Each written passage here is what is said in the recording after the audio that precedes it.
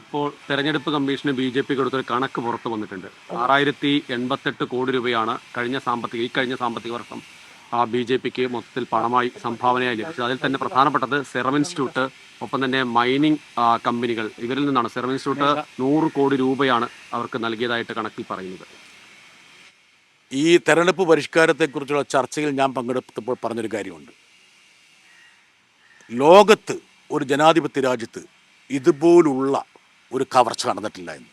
അതായത് Kwid pro quo എന്ന് പറയും, ഉദ്ദിഷ്ട കാര്യത്തിന് ഉപകാരസ്മരണ. അങ്ങനെയാണ് 18,000 കോടി രൂപയുടെ ഇലക്ട്രൽ ബോണ്ട് നൽകിയത്. അത് സുപ്രീം കോടതി അവസാനിപ്പിച്ചപ്പോൾ വേറെ ഏത് രാജ്യത്താണെങ്കിലും അതേക്കുറിച്ചൊരു അന്വേഷണം വരും, എന്തെങ്കിലും തിരിച്ച് ഫേവറുകൾ കിട്ടിയോ എന്നുള്ളത്. ഇപ്പോൾ അമേരിക്കയിലൊക്കെ ആണെങ്കിൽ സെനറ്റും കോൺഗ്രസിൻ്റെ സമിതികൾ അന്വേഷിക്കും. ഓരോ അന്വേഷണം നടന്നില്ല. മാത്രമല്ല ഇപ്പോൾ വീണ്ടും നിങ്ങൾക്കറിയോ, അതായത് ടാറ്റ 758 കോടി രൂപ ബി.ജെ.പിക്ക് സംഭാവന ചെയ്തു. എപ്പോഴാണ് സംഭാവന ചെയ്തത്? അവർക്ക് 2 സെമി കണ്ടക്ടർ പ്ലാന്റ് കൊടുത്തത്.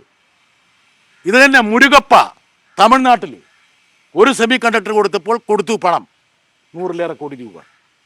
ഇപ്പോൾ നൽകിയ തുകയ്ക്ക് പിന്നിലുള്ള ഉദിഷ്ടകാര്യ ഉപകാരസ്മരണ അന്വേഷിക്കുകയാണെങ്കിൽ ഇന്ത്യ ജനാധിപത്യത്തിൽ ഏറ്റവും വലിയ വെട്ടിപ്പായിരിക്കും എന്നുള്ള കാര്യം തർക്കമില്ല. ഇതാണ് യഥാർത്ഥ ജനാധിപത്യത്തെ കളങ്കപ്പെടുത്തുന്നത്. ഇത് ചർച്ച ചെയ്യാതെ മറ്റു കാര്യങ്ങളെക്കുറിച്ച് ചർച്ച ചെയ്ത് കാര്യങ്ങൾ നടത്തിക്കൊണ്ടു പോകാനാണ് ശ്രമിക്കുന്നത്.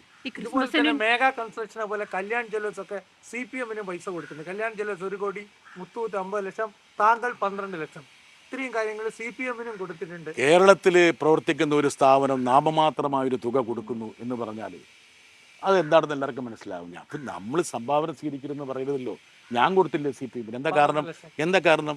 ഞങ്ങൾ CPM MPമാരെല്ലാം ലെവി കൊടുക്കാറുണ്ട്. ആ ലെവിയുടെ ഭാഗമായിട്ടാണ് കൊടുക്കുന്നത്. അല്ല, ലെവിയുടെ ഭാഗമായിട്ട് കൊടുക്കുന്ന ലെവി എന്ന് പറഞ്ഞാൽ ഞങ്ങളുടെ സംഭാവനയായിട്ടാണ്.